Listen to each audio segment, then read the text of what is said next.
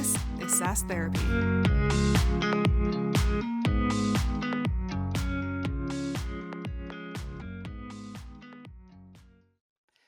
Hello, everyone, and welcome to another edition of SaaS Therapy, the show where we help you save your most important business relationships, your customers. I'm your host, Todd Kirk. I'm joined by my candy avoidant companion. Would that be Yes. true? Are you avoiding candy during this You know Halloween it, man. season, Casey, or not? Yeah, it is. Like, calories are money to me, and it is not worth the spend. Definitely not it. Not Halloween candy that people are throwing out. No, thank you. I'll be fine. I'll be fine.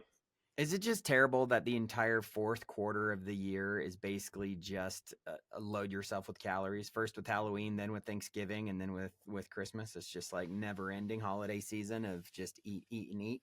Well, I think the hardest part is you can do well and then just be like, okay, tonight I'm gonna just have, I like this dessert my mom makes. It's always great. I'm just gonna have a little bit of it, and then all of a sudden you're on a food bender and you don't know what to do. But besides the point, Todd, what I try to do is, like I say, I try to treat calories as money, and if I want to spend the money, I spend the money. It's not a big deal.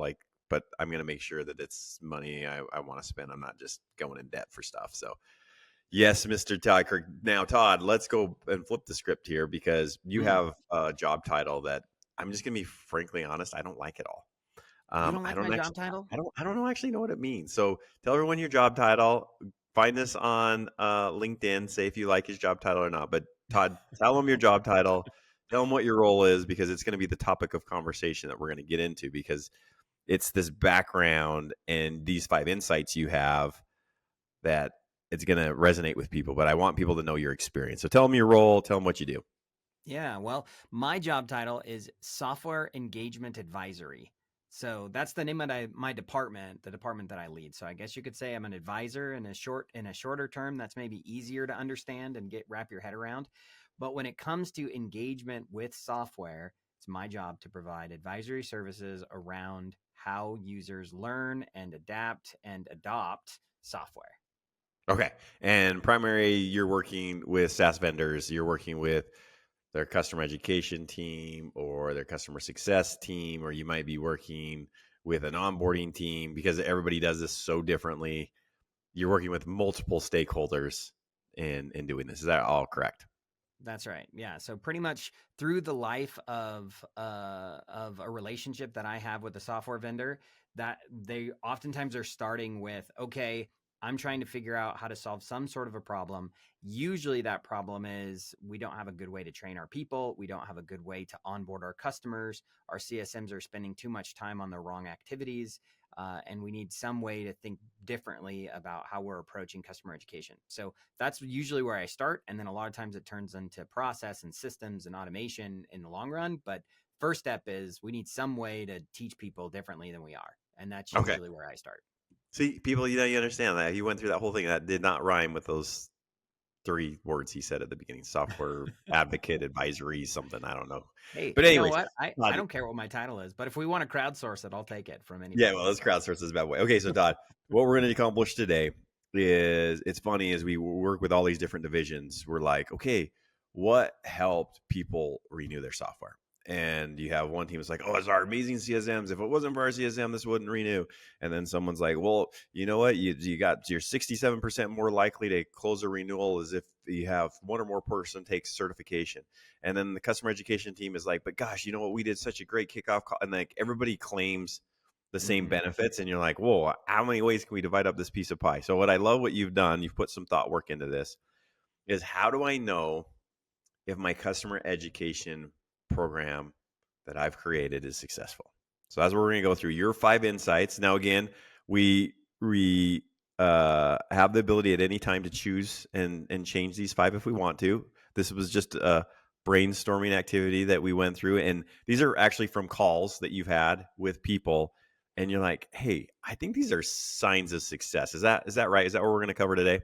Mm-hmm. Yeah, absolutely. In fact, one of the things that I think is really challenging for anybody who has a job that is aligned with any sort of customer facing education is the fact that, well, what is not a good metric of success is like we did a thing.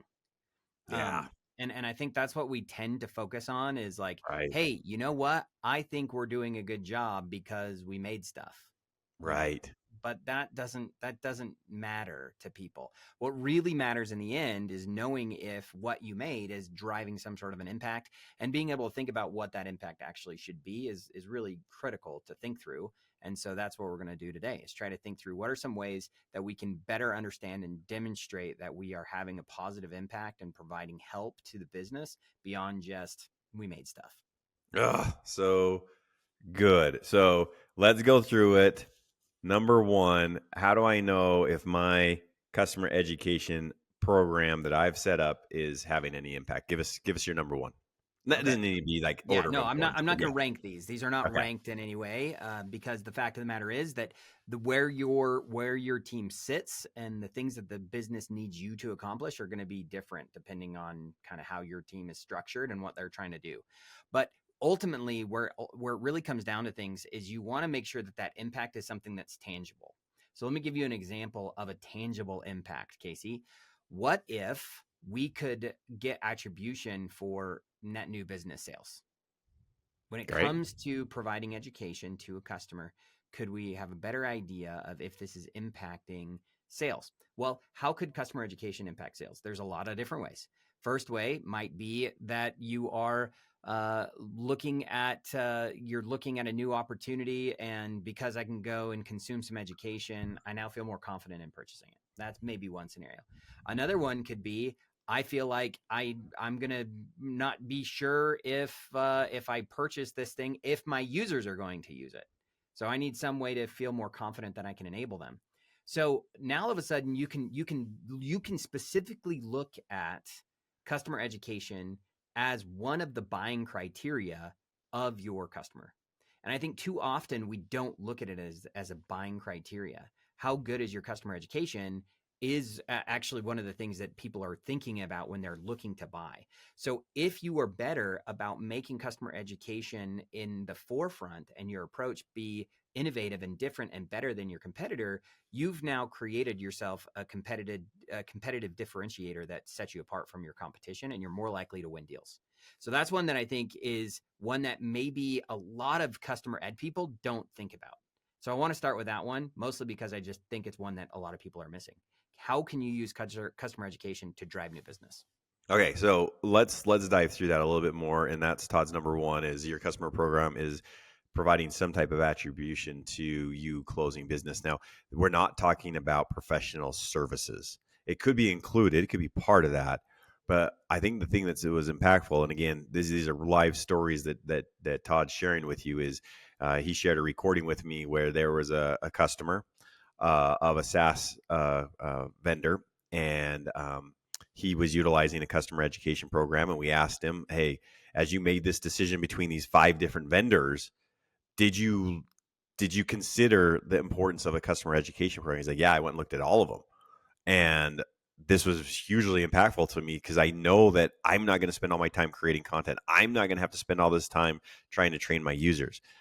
So as you think about that, the people on the other end, if you're just putting your customer program under resources, like I got to go find your resource, it should be part of your bundles. When you have your gold bundle, your whatever bundle, it should reveal what that's going to come with it.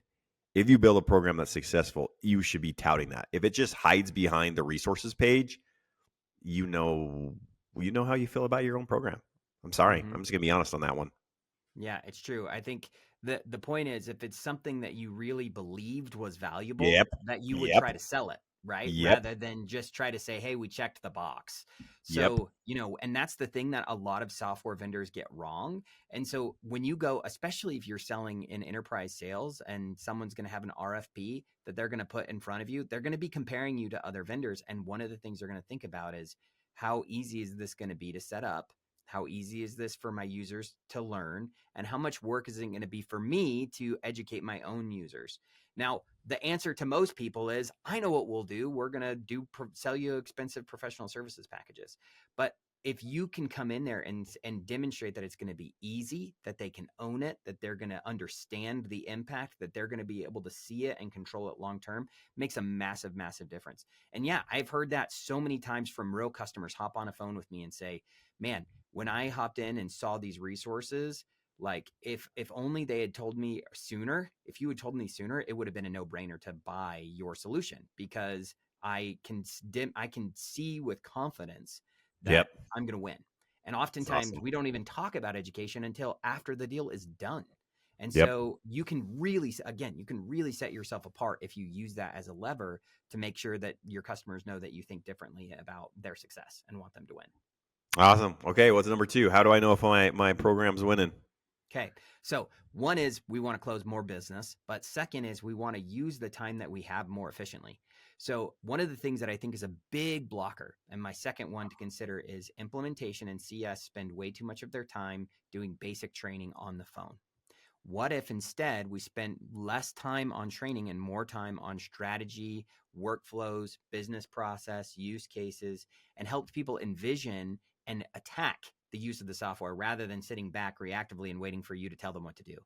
That is one of the most common things that I think implementation and CS people struggle with, is a customer comes to every call totally unprepared, not thinking about what they're going to accomplish, and waiting for you to drive the ball forward. We put them in the passenger seat when we should be putting them in the driver's seat. So a great indicator is if you can change the way your implementation and your CS people are spending their time. Oh, okay. So again, I'm on a hot take. I don't know. Maybe you got me off on because I'm not eating candy today. Maybe I'm angry with not having candy. But I'm gonna give another hot take on this one. Greg Danes, a great consultant, ChurnRx, I think is that the company that he Yep. works with, right? He has this bit where he says, "Hey, you know what? You need to put more of the onus on your customer. You need to empower your customer to do more, right?" So here's the vulnerability. If you're in customer ed and you're over your customer ed program, do your CS people want to use what you've created? Because they should.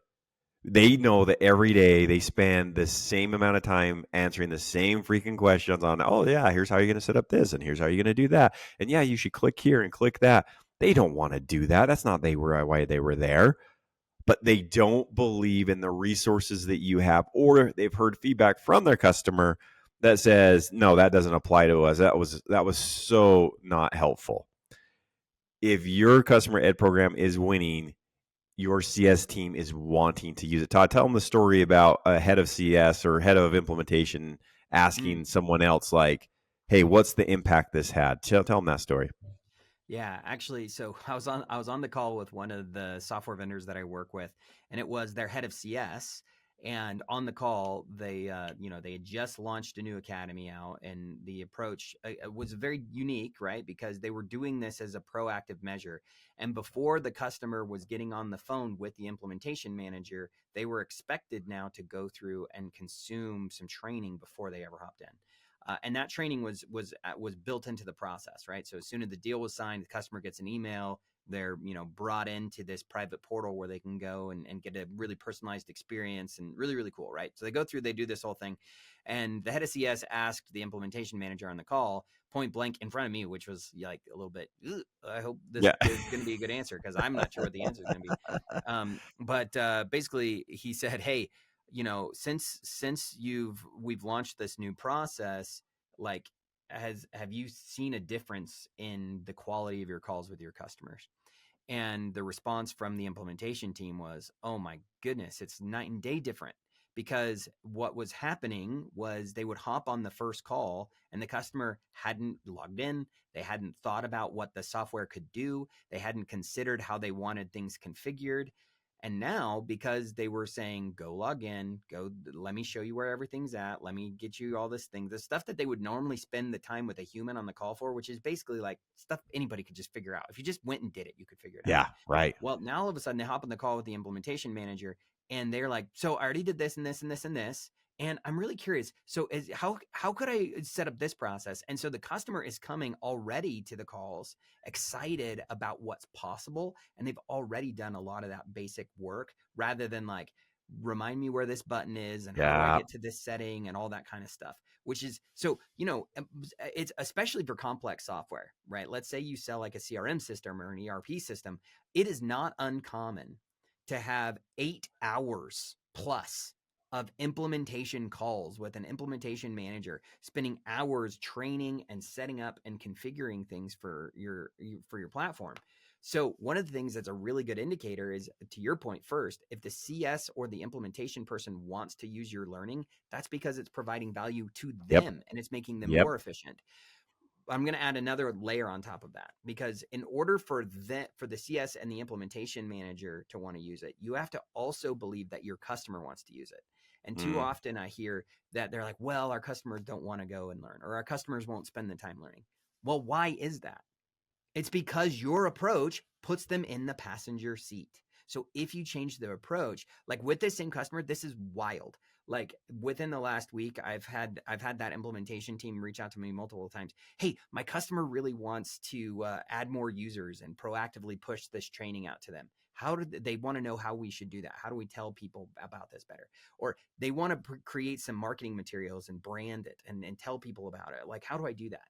When the customer is asking you proactively, which has never happened in your business, that is a really good indicator that you've now shifted the ownership to the customer. And that is really the big key in driving adoption. And that's really good signs. And you can see that if now the implementation manager is excited and the customer is excited, that's a really, really good indicator. Okay, I'm going to hit on 2 more points. We got to get past this one because it's so good. 3 points. Okay, point number 1 is not everybody's going to take digital education. When you say, hey, you still got to take this before we get on the phone, you're still going to have those customers. So again, don't be like, Todd and Casey, you're so wrong on this. Yeah, we get it. We get that there's going to be people that are going to do that. Understood. But by not having the faith and putting it into your process to say, this is what you need to do, you're missing out on, I would bet, 60% of your user base that would. Okay, that's point number 1. Point number 2, shout out to Ashley DeCurligan over at QuickBase. She actually went and surveyed her customers, and she said it was humiliating to get the feedback about all the ways that they were doing this wrong in their customer education program. I dare you to go talk to your customers about your customer education program, because you do not. Because, oh my gosh, this last week we had people say, oh yeah, our end users wanted knowledge base articles. They want us to create knowledge base articles that they could go read. Really? When's the last time you read a knowledge base article if you're not in IT? Come on, you're kidding me?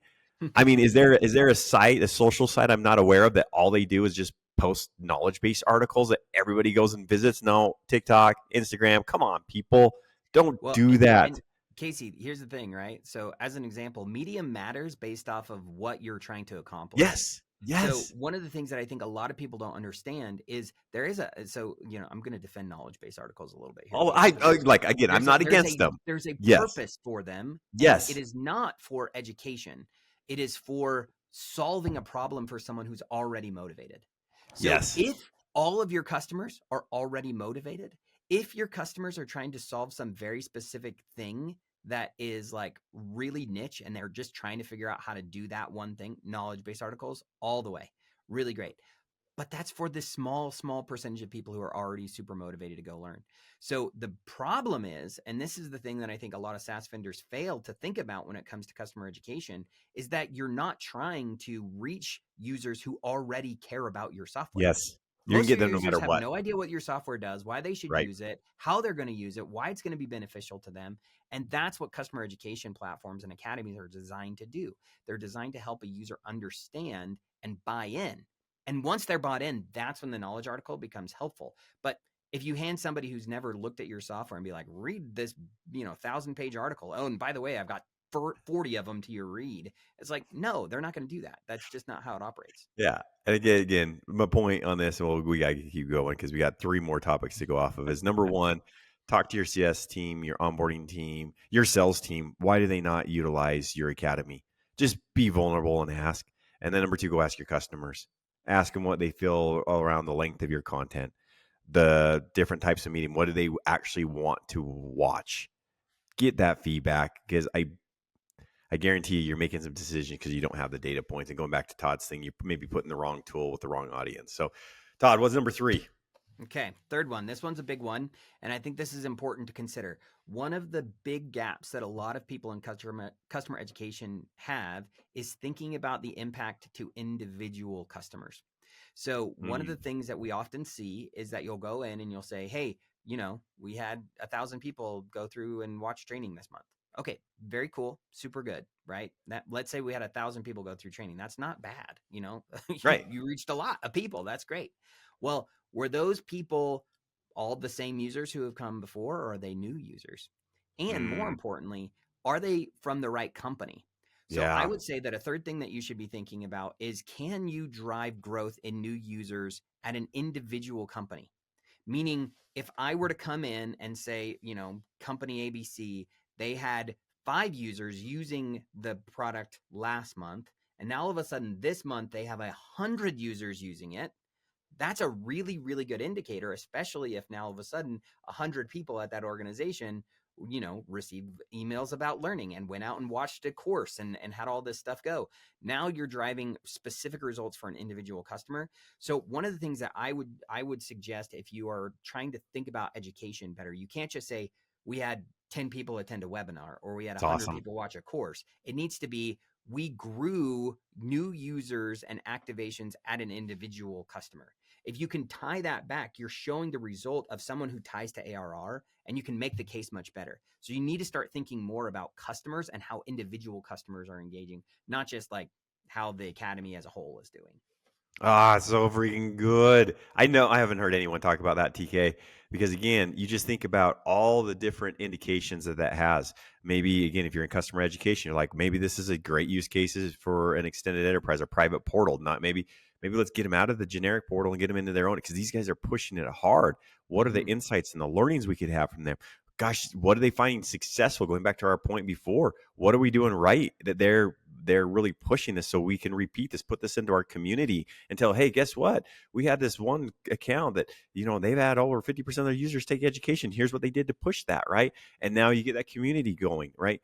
Those are the different things that you need to be looking at and viewing. And let's go to your next point, Todd, because I think these two balance each other is the one about certification growth. Yeah, yeah. Because I think these two kind of correlate. And tell me if I'm wrong or right on that. Well, no, I think that's true. And I would say a fourth thing to get a good idea if your academy is working. So, let's just review, right? New business, more efficient time for the CS and implementation teams, better growth on individual customers, and number 4 is increase in product certification. And the reason I think that one is so meaningful is because it indicates that you're moving someone from a beginning stage to a latter stage. And Yeah. so it is absolutely connected. The more users you reach, right, the more you can get invested. And so the way I think about adoption is, first, I want to get my reach better. And so how do I get more reach to people? How do I get more people interested? And then once I have those people interested, how deep are they going? And so those absolutely are connected, because the first step is I reached a person, but I changed them from someone who's unmotivated to someone who is motivated. And getting someone to become motivated is super meaningful to you and in a lot of different ways. That person becomes a champion.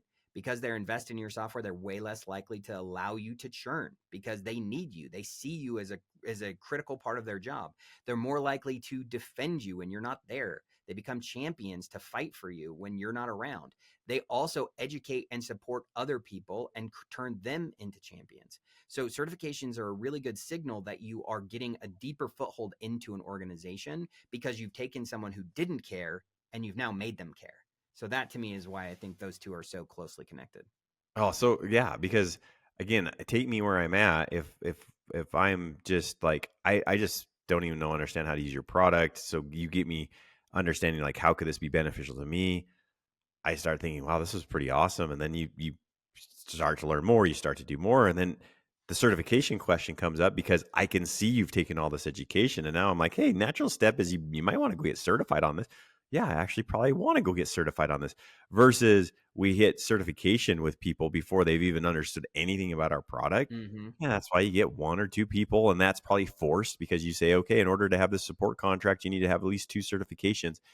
I get what you're trying to accomplish, but I think you're missing the big vision of what's actually possible. So, Todd, I think you had a software vendor that took an approach and they grew. I can't remember the stat on how much they grew their certification, but I think it was like a 300% increase or something like that, because they took that approach of, okay, how do we get more individual users at an organization taking education? And we believe that will naturally lead to more certification. So, love that. Great Yeah. point. Can I say something there? Yes.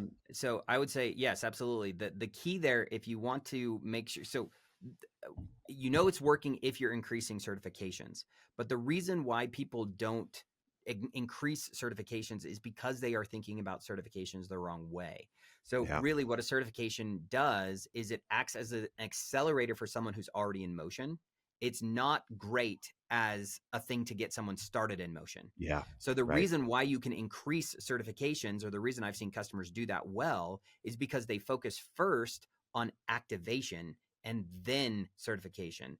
Because if I don't care about your software, it's not going to go anywhere. So that's the reason why I think that's so meaningful, and why those first, or why 3 and 4 are so closely connected. Because you got to figure out how do you activate someone, and then you reward them. Do you ever play Mario Kart or like F-Zero? Do you remember that game, Super Nintendo game? A lot of those games, when you're driving, they have these little arrows on the ground. If you hit them, they speed you up.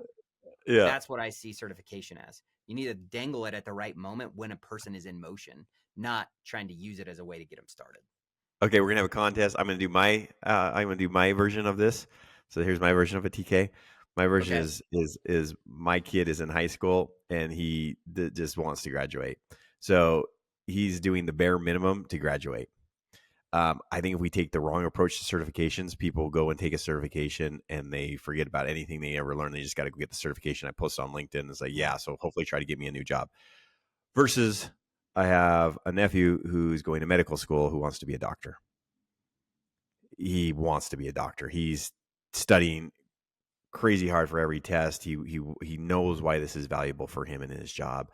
I just feel like people misunderstand that I first need to teach the why around why I'd want to use the software. So then I'm like, okay, how do I use it better? And that's where a certification leads. So you guys decide, which one did you like better, the Mario Kart? I don't even know Hey, that other game you said. why does it have to be a competition? Because I'm hungry They for candy and I'm they upset they at life. we augment each other, Casey. We augment each other. Okay. Mario Kart. There is a Dr. Mario game. Oh, We that's can fair. somehow Okay, make yeah, it yeah, work. yeah. Okay, we could have made that work. What's your number one? Okay, last one. So this is one I think is great. Is so again, how do you really become a thought leader in the organization easily if you're in customer ed? A lot of times I think you feel like you don't have influence, you don't have an impact. People don't feel like you're adding something that's clear value that's supporting Yeah, them. right. And what you got to do is the challenge with being in the customer ed position is you are there to support people internally so that they can support people externally, but your product is being viewed externally. So the only thing you can do if you focus on just consumption is listen to people from both sides complain to you about the fact that you're not doing a good job. So how can you flip the script there? And I would say the fifth one that I would say is use your academy as a way to collect success stories that empower the teams that have to go and support the customer. So what if, as an example, when you have your academy, it's not just a place where people are going to consume learning, and you're not just saying, look at all the learning people had, but you're collecting stories from your customers. You got to talk to the customer. Now, if you can't get on a call with them, what if you use the questions in a course as a way to collect data about who the customer is, Yeah. what they care about, what they're thinking about, the things that they are seeing that are valuable about your product, not just the product academy itself, but the product itself. Now all of a sudden you're equipping the teams that have to support those customers with insights that are meaningful. And that data can be shared by a CS when they can say, you know what, just as we learned the other day from one of our other guests, my best customers do blank. Now all of a sudden they're Hmm. equipped with that kind of information and they can share Yeah. those best practices. Or the marketing team can take that information and use it to close new deals. So you can't just say like, I mean, you know what is never going to be put into a marketing case study ever? We had a lot of people watch training. Mm. That's not a meaningful story.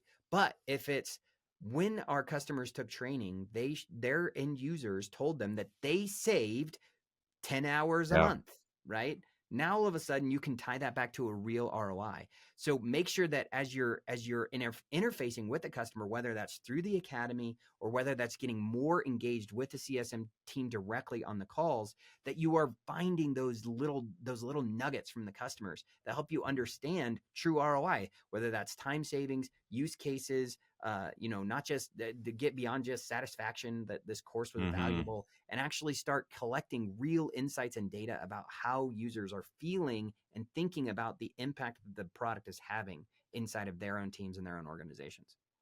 Yeah, it's fun. This last week we connected a SaaS vendor with one of their customers, and we put together an MVP process around a customer education program, and we enabled it for this customer. We got the customer on the phone with the customer education team at the SaaS vendor, and to hear the feedback of like, oh wait, how did you go do that? Oh, so you targeted people? Oh, so what was their feedback? Oh wow, that's fast. Oh, how much time did they save? That's what it should look like. It should be a concert of you working with your customer and saying, okay, how do we best support you and enable you? And if that's happening, that success story, I guarantee you that SaaS vendor, that customer ed team has already told other people in their customer ed team is we need to be doing this more because this is how it can impact our CS team. This is how it could impact our onboarding team. Like imagine these results, right? That's what we're talking about. So awesome work, TK. These 5 things were powerful. What's your homework for everybody this week and what you want them to do? Well, I think that the best place to actually start is with the customer. And too often customer education is talking in customers plural. We tend to bucket everybody together. So my homework assignment would be to start thinking about a customer, an individual customer. What would that customer need? What would help them? Whether that's going back to our list, is it more insights in the RFP process to help them win? What would be meaningful if I could make my academy something that they would buy? If my implementation team is supporting a customer, what are the things that the customer would need to get excited about going through a digital first experience with that? And how is it going to make my implementation and CS team happy and not feel like, we're coming after them or we're going to take their job or something? Third is, how are we going to grow users within that individual customer? How are we going to get those people so invested that they want to go even deeper than just introductory training?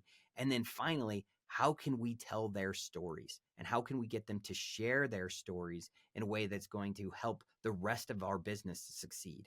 So that's my homework assignment. I'd say start thinking about a customer rather than just all my customers, plural, and see where that takes you and how you can create a better, more effective, tailored solution that's going to win. Awesome. My homework for everybody. We had Dan Steinman on. He was I think he was the first chief evangelist officer at Gainsight. And he had this thing that just has stuck with me, even with my kids, is you have to create friction. And what he meant by that is there always needs to be something in which we could be doing a little bit better. Because if not, if we're not getting feedback, real feedback, then we think we're doing a great job and we're not. So asking my kids, like, how could I be a better parent? Opening that up so they can tell me where I could be better at, right? So my homework assignment is if you're in CS, go to your customer education team and tell them why you do or why you don't use the services that they are offering you. Why is it not part of your process or why it is part of your process? Give them the feedback. Let them know. If you're in customer ed, reach out to CS or your implementation teams. Ask them why or why not are they using it. And if they say, oh, yeah, I'm using it, do you have any data to support that?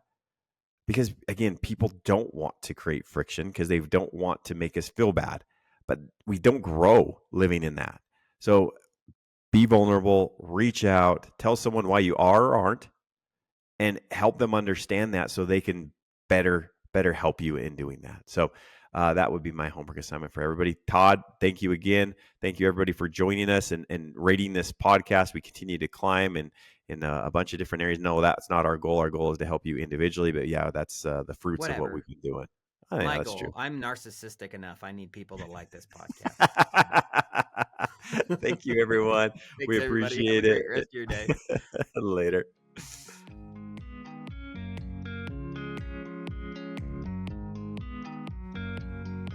SaaS Therapy is brought to you by Brainstorm, the SaaS platform for SaaS adoption. Learn more at brainstorminc.com.